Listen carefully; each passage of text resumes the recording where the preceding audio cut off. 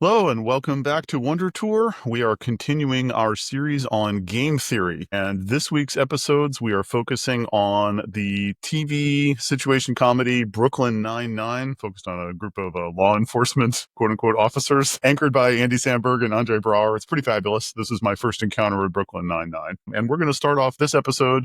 We're looking at Season 1, Episode 6, the first of the Halloween Heist episodes. So we're going to jump right in with a tough question about leadership. In the course of this Halloween heist inside the office, Drew, why does Holt put up with this nonsense? Like, why does he even indulge this crazy shenanigans inside their office on a day when they maybe probably should be doing more working? So set us up. What's going on here? First off, Brian, I got to say, 9-9. Okay. Brooklyn Nine-Nine. Yeah, that's a classic Jake Peralta thing that he says in the show. But either way, as a big fan, I've thought about these sort of things a lot. And yeah, so number one, Holt is this combination of a caring and compassionate leader, but he's also incredibly structured, process-driven. He's absolutely a guardian type of a persona. He is interested in reducing risk and seeing the world through a lens of structures and systems. So it's a great question. Why in the world would somebody like this allow for this crazy elaborate game that is going to result in ceiling tiles falling out and him having to replace those? There's a fire in the trash can in the middle of the office. And oh, by the way, this is only episode 1 of the heist episodes, and there's going to be many, many more. And they get more and more elaborate to the point where at some points Holt does have to say, hey, we can't do that. Okay, so let's tee this up. The way this happens, for those of you who haven't watched this episode as recently as I have, is that they're sitting around the police precinct and they're complaining about how stupid the criminals are. The Jake character is like, well, I would be a brilliant criminal. Like, I would be able to do much better than that. And the police chief says, no, I would catch you in like 30 seconds. You're an idiot. And so he said, all right, I challenge you. What's your most valuable possession? I will steal it from you before the shift is over. And it turns out to be the chief's Medal of Valor, which is hanging on the wall in his office. And so this is the setup. With this context, with this cast of characters, with this very by-the-book, direct, unsmiling, but a fairly effective leader character in Chief Holt, why is he putting up with this? Like, what do you think's going on in his head here? Well, we're in a series on game theory, and we're going to have, of course, since it's WonderTour, a little bit of a weird game theory application here. And the application that I see is he puts up with it because he's actually just playing into the game in the first place. And sometimes there's a benefit to playing into the game that's right in front of you.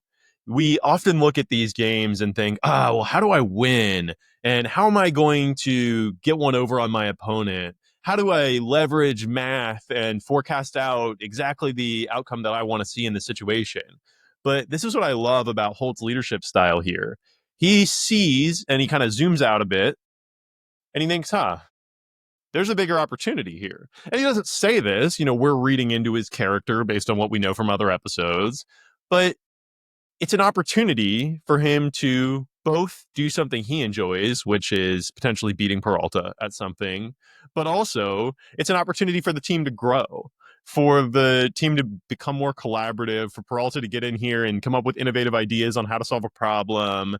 And so he's really setting up, Brian, what we talk about here on WonderTour. One of our leadership tools that we have access to is a dojo, where you kind of build this environment for the team where it's more or less safe to fail. If they fail, then they fall on the floor. They might bounce right back up. Well, in Peralta's situation, I guess he doesn't have to go to the hospital after he falls out of the ceiling tiles and onto the floor. So that's his version of bouncing back up off the floor. Right. But Brian, isn't it because Holt is able to take a step back and realize that actually by playing into this game that Peralta is trying to bait him into, he is the one who stands to gain the most out of the overall situation, because you can build a stronger team and he can really accomplish his overall mission, while Peralta, his only objective here is just to prove that he's smart. So Peralta's version of winning is, I am going to get the captain to say out loud in front of the team that I'm a great detective and a genius. And also I'm going to get him to do my paperwork for me, right? That's his version of winning. And his version of losing is that he has to do all the captain's paperwork. And those stakes are enough to motivate him to do apparently some really crazy stuff. There's pigeons in the air vents, and there's, people rappelling from the ceiling, and he's climbing up the wall of the building with a blowtorch. Like, it's ridiculous. But he's intrinsically just motivated by playing the game and by proving that he's smart, which is a recurring theme that we'll come back to. Like he kind of wants to be a hero. But you're right. For the watching this, like the boss's version of playing the game is this is a relatively low stakes. Like if he loses, he might have to do some paperwork and he might have to say something nice about his team member that defeated him in this trickery, right? If he wins, then he gets to, appear smart and say that he won. But even if he loses, he kind of wins because it means that his team got to do a thing together that was kind of fun for them, and they got to be super creative in solving a problem with non-obvious solutions, right? And you get some camaraderie, and then he gets to be magnanimous as a leader and say, "Oh, you're right. You were really smart. You're a great detective and a genius." And in return, the payoff is he has to do some extra paperwork, which we find out in later episodes is actually something he likes to do anyway.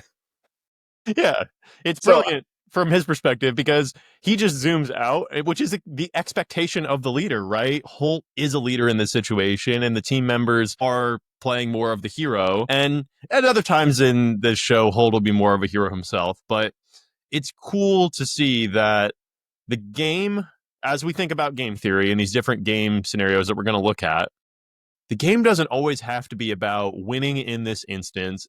Definitely can be fun because a lot of times competition we think of as competition is very difficult and challenging. And as a result, we'll just have to grind it out to get the edge.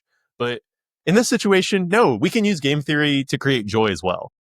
Right. The word game to me doesn't say suffering, right? The word game says like, cool, I'm going to try to figure out the complicated rules and I'm going to try to understand how to win this thing, right? But so you brought in the dojo. We coined that term as one of our leadership tools, right? At the dojo based on the Matrix movies, and especially the first one where the Morpheus, the mentor leadership character is creating this curated, safe environment for team members to learn how to do things that are outside of their current skill set, where they fail soft, right? If you fall off the building, you bounce off the incredibly soft, asphalt in the road. But the dojo is a place to learn how to do a thing. But it's also not just, like you said, it's not just grinding. Like it's super fun. Like they're getting to be ninjas and they're kicking each other and they're jumping off of buildings and they're flexing their wings. And what we see even in the Matrix is like when they're in the dojo, everybody else flocks to the screen and wants to watch what's happening. Like, oh, Morpheus is fighting Neo. This is going to be awesome. Like there's this sense that everybody's super engaged in the game. Everybody's super engaged in the meta. Everybody's super engaged in the like, where is this going and who's going to be good or whatever. Like we love games. We love competitions. We love trickery. We love cleverness. Like you said, there's some great leadership examples here where indulging this ridiculous thing, right, in the context of the heist, right, is not just about winning for the leader. For the leader, it's about my team is going to do a bunch of things that they wouldn't have done otherwise. They're going to develop relationships. They're going to flex non-obvious skills. They're going to have some fun in the context of work. If they just like, let's start a Pokemon tournament, like that's not valuable. Like that's not, you wouldn't indulge that as a leader. But if it's skills that might turn out to be relevant, if it's team building, relationships that might turn out to be relevant in the context of the job, it's totally worthwhile. Mm-hmm. All right, Brian. So let's hit the intro.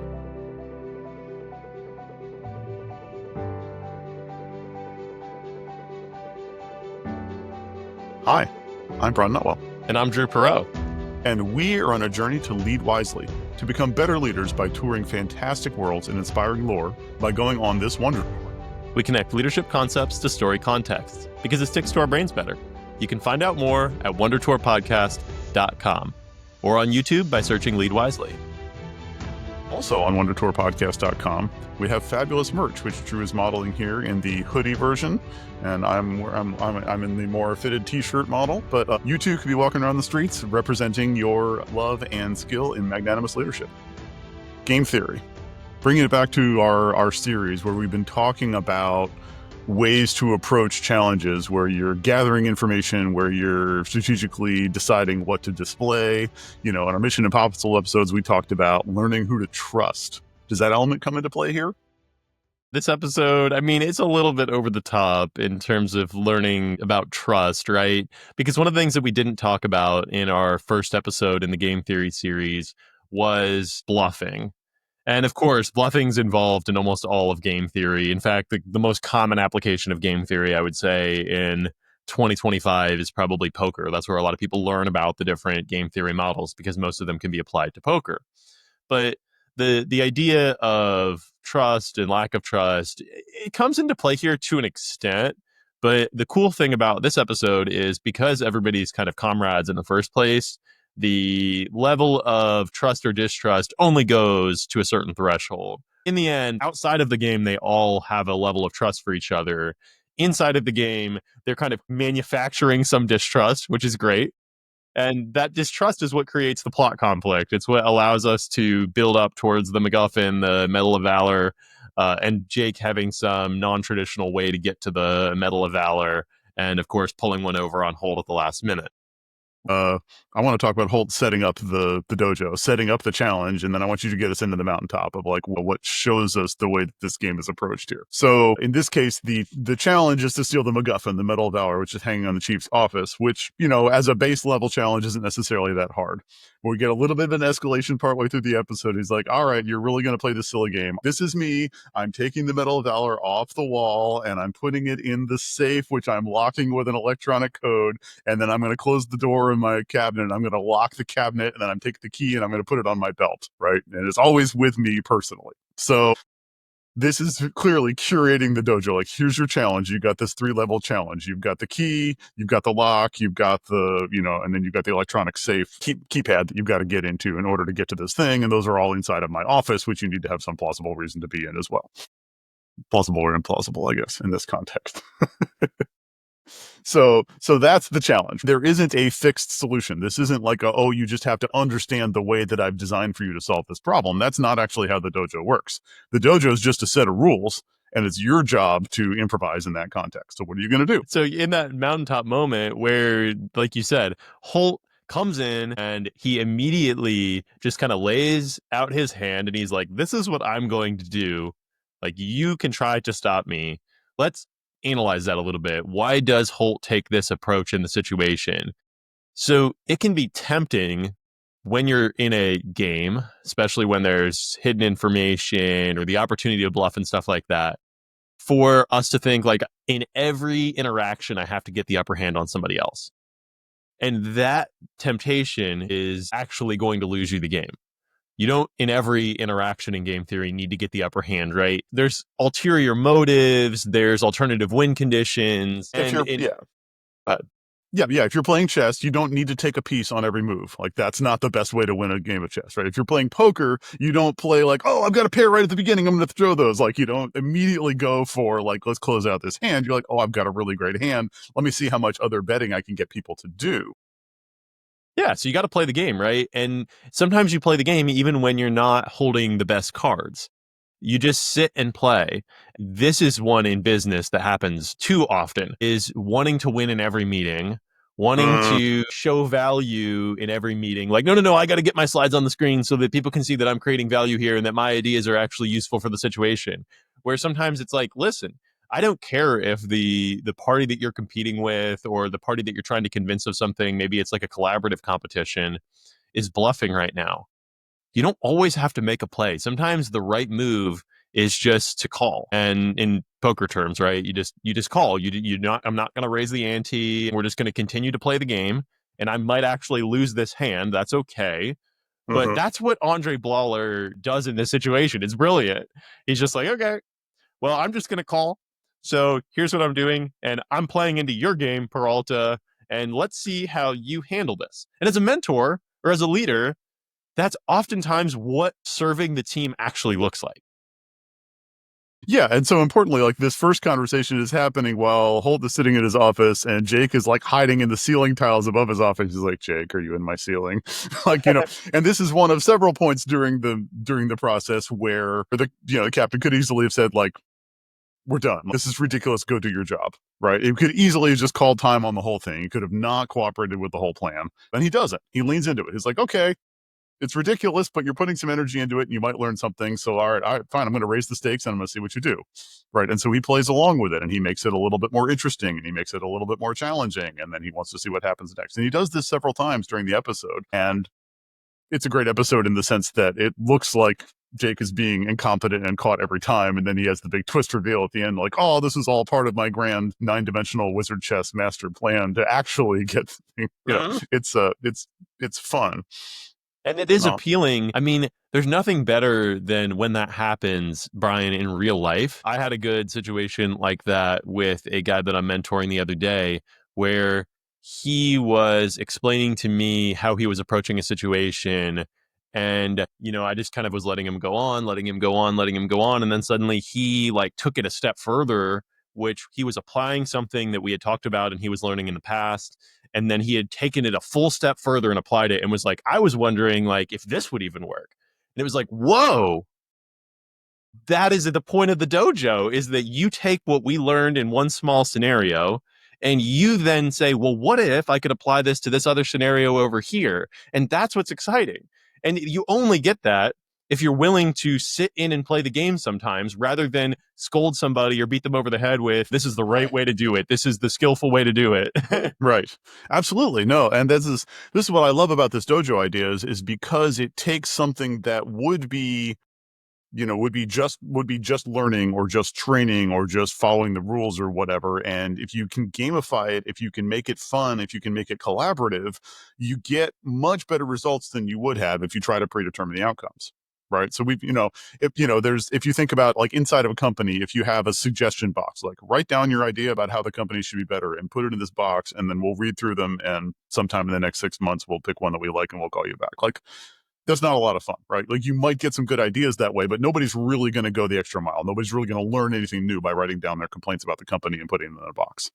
But if you do a challenge, if you do here's our 6-week sprint to figure out a way to make some piece of our company work better, and here's a specific challenge, like here's the area that we're really worried about, here's the problem, we don't know the answer. Everybody has 6 weeks to figure it out. Form your own teams. Here's the document format. You got to propose it in at the end, or here's the way you have to demonstrate it. Here's what you're going to get if you win. Exactly what Holt does. We're going to stand up in front of the whole team. We're going to say, this person is a genius. This person is really smart and did a cool thing, and everybody gets to admire them. Like, that's enough. I've done this, and you put these projects, you put these opportunities out there with a challenge, and you could just give people permission to spend a little bit of time on it, and you get self-organizing teams of people that didn't necessarily work together but have similar interests. You get ideas that you never would have come up with that people spend all sorts of extra time on because they get excited about. You get them competitive, motivated against each other, and like, oh, my presentation has to be better than the other one, and I've got to prove more benefit. And the only thing you have to do at the end is stand up and say, hey, these people were smart, and maybe go do some paperwork to try to help that idea to make your company better actually a real thing. Like, this is amazing. This 100% works. The dojo is an incredibly powerful model to get people to put kind of personal creativity into an organizational context by just not telling them exactly what to do, like giving them the challenge and see what happens.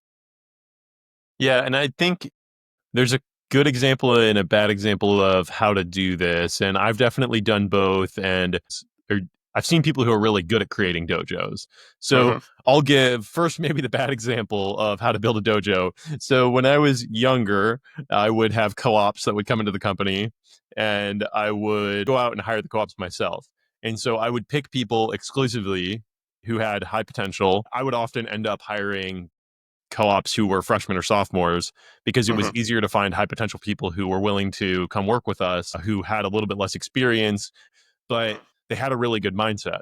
And so the reason that this all sounds okay, right? Maybe. But what didn't work out was that I was not very good at curating the dojo for these people. And the common thread in their success was if I got the dojo right or not. They were all perfectly capable. These were all high performers. But if they had a great co-op and if they wanted to come back, it pretty much hinged on, did the problem that I asked them to solve allow them enough lateral movement that they could learn and grow and collaborate and come up with their own ideas, but not so much lateral movement that they just got lost in all of it because they were only a freshman in college and they were struggling to be able to figure out what to do with the information that I was giving them.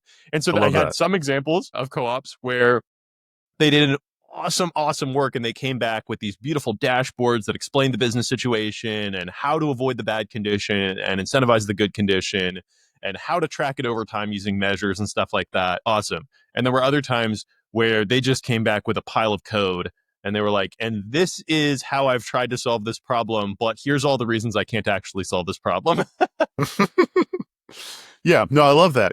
There is an art to constraining the problem that you give somebody to solve, right? And that's actually not limited to the dojo, right? That's basically any challenge. People are most effective when they have a problem that is slightly too large for their current skill set, but attainable, and they have enough freedom to maneuver around the edges that they can sort of figure out how to get there. And if it's too rigid or too large or too small, there'll be some combination of bored or frustrated and not actually get anything done. Yeah. And our friend Shabo Bhattacharya, calling Shabo out because we Yep. love Shabo. Shabo is the master of the dojo. And I think a lot of what I've learned of the dojo, what Derek learned, and perhaps even what you learned of the dojo has come from Shabo because he knows and he has taught me like what you have to do is really consider what this person's learning journey is, consider first what they want it to be, then how that can align with company's goals, how that can, relay your wisdom as the mentor, as the manager, whatever in the situation. And then you have to, like you said, Brian, you just set up progressively larger and larger problems for them to solve. And as the creator of the dojo, you are a curator of problems, right? You want to curate the problem to be of the right scope and type to meet them at the place that they're at right now. Right. And that's amazing. And I think that that's one of the key leadership things we want to look for, right? Is you are a curator of problems. If you're a curator of solutions, then you're the hero. You're telling everybody how to do things and they just have to do it your way. And there are some work situations where that's appropriate, right? If you're working on the production line and your job is to do this same exact thing every 45 seconds all day long and never mess it up, like then the solution is known. Like that's not a problem solving challenge. That is an execution challenge. Right. But there are categories of things that require leadership where really the primary job of the leader is to just define what is the size and shape of the problem that I need you to be working on solving right now.